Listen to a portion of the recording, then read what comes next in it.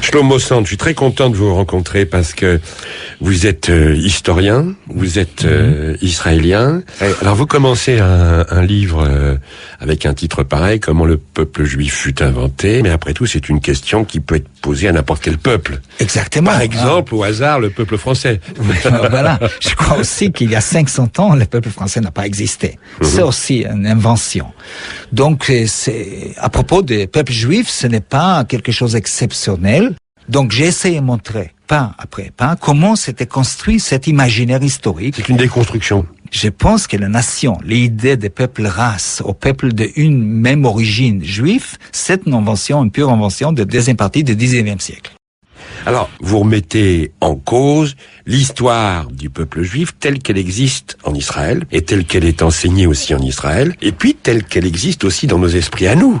Moi, je suis sûr que, voilà, les Juifs ont été chassés de leur terre, et qu'ils ont erré, le Juif errant, et puis ils sont montés à travers la Russie, et puis jusqu'en Pologne, en Allemagne, en France, etc.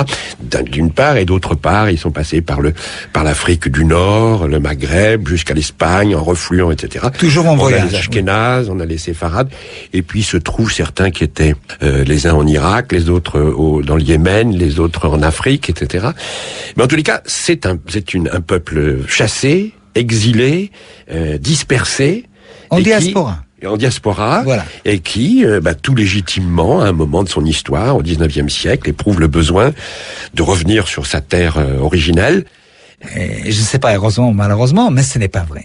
Premièrement, tout le monde croit que le peuple juif était exilé à 70 ans après Jésus-Christ. Titus, l'empereur romain, a détruit le temple et a exilé le peuple juif. C'est la base de tous les savoirs sur le judaïsme à travers l'histoire.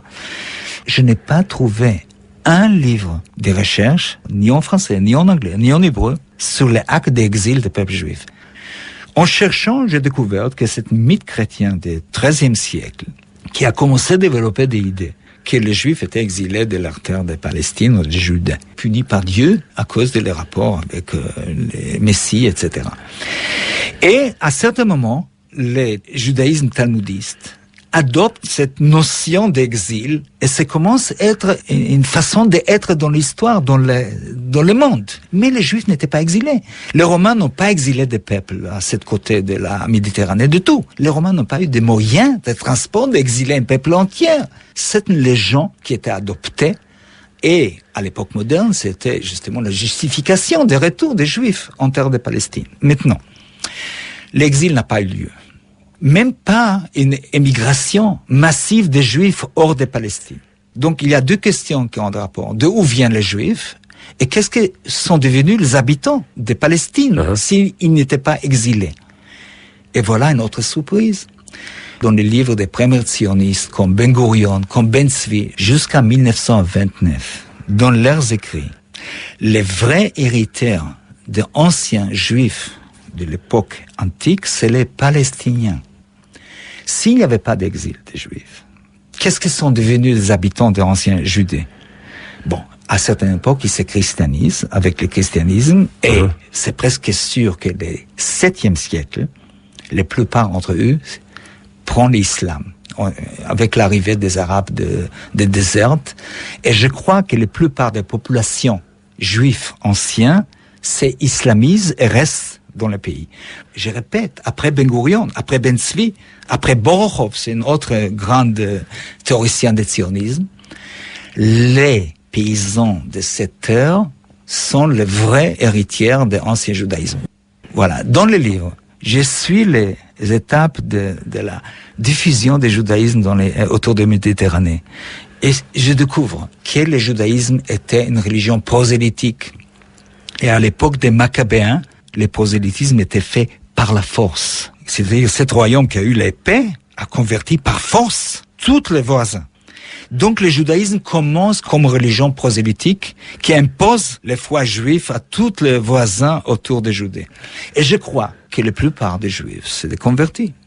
En plus de ça, de cette conversion du monde antique, il y avait aussi des royaumes. Les Juifs yéménites sont des descendants de ce royaume juif très fort qui s'est judaïsé au 5e siècle de notre ère. Nous savons aussi au nord d'Afrique, le judaïsme chez les Berbères. Tout le monde au nord d'Afrique connaît l'histoire de Caïna. Oui, tout à fait, la reine juive, Caïna. C'est-à-dire que ces Berbères se convertissent au judaïsme pour résister à la poussée arabe qui pousse C'est-à-dire, il prend le judaïsme avant que l'islam arrive. Et après... Comme moyen de se défendre. Oui, et une grande partie des juifs nord-africains, c'est d'origine berbère et arabe. Les juifs qu'on appelle séfarades sont la plupart des nord d'Afrique, pas des séfarades, et les juifs qu'on appelle ashkénazes, comme moi-même, ne sont pas d'ashkénazes. Ashkénazes, c'est l'allemand. C'est-à-dire cette présence massive démographique des juifs ashkénazes, des juifs de l'Europe de l'Est, vient des conversions massives à l'époque du 8e, 9e siècle. Nous connaissons déjà aujourd'hui plus en plus sur les royaumes des Khazars. Nous savons que beaucoup de Khazars et beaucoup de Slaves s'est convertis au judaïsme. C'est-à-dire il y avait un royaume au 9e siècle, juif, entre les mers Caspiennes et les mers Rouges, qui se judaïsaient au 9e siècle, et qui ont résisté au moins 200 ans.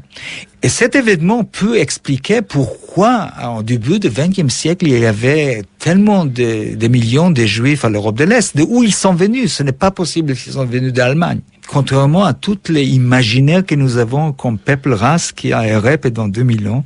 Et malheureusement, il y a encore des Juifs en Israël et en France et ailleurs, qui pensent toujours que les Juifs, c'est une race, une peuple race, avec une origine. Et vous savez, malheureusement, il y a beaucoup de chercheurs qui cherchent aujourd'hui, pas des sangs juifs, parce que c'est idiot, mais des gènes juifs. ADN, oui, il y a des laboratoires qui cherchent les gènes juifs. Et ça, c'est, à mon avis, très triste pour prouver une identité commune.